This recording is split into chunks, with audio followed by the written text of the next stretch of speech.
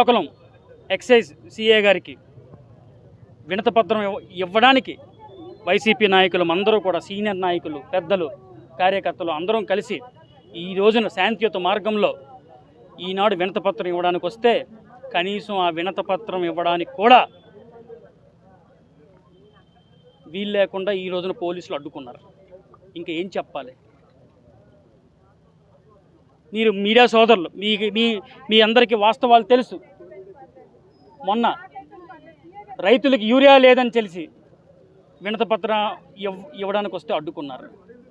మొన్నటికి మొన్న ఈ కూటమి ప్రభుత్వం పీపీపీ విధానాన్ని ప్రవేశపెట్టింది.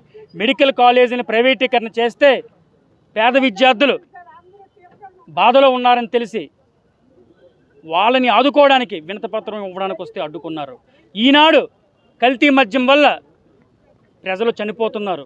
ఎట్టి పరిస్థితుల్లో ఈ బెల్ట్ షాపుల్ని తీయాలి, అలాగే కల్తీ మద్యాన్ని రద్దు చేయాలని చెప్పి మేము వినతిపత్రం ఇవ్వడానికి వస్తే ఈరోజు కూడా అడ్డుకుంటున్నారు.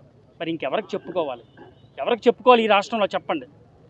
తక్షణమే కూటమి ప్రభుత్వం కళ్ళు తెరిచి ఈ నకిలీ మద్యాన్ని రద్దు చేయకపోతే వైసీపీ పార్టీ ఈ ఉద్యమాన్ని ఉధృతం చేస్తుందని మీడియా ముఖంగా కూటమి నేతలందరికీ కూడా మేము తెలియజేసుకుంటున్నాం. ఈనాడు కూటమి ప్రభుత్వం అన్ని విధాలుగా విఫలమయ్యింది.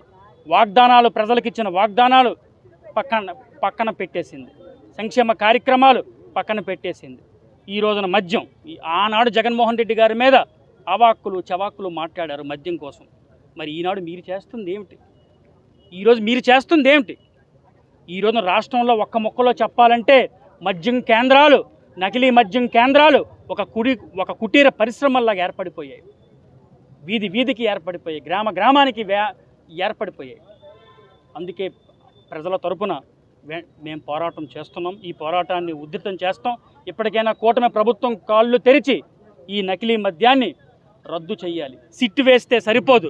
సిట్ అనేది ఆంధ్రప్రదేశ్ ప్రభుత్వం తరపున ఉంటుంది. సో ఈ సిట్ని మేము నమ్మం. తక్షణమే సిబిఐకి ఒప్పజెప్పాలి.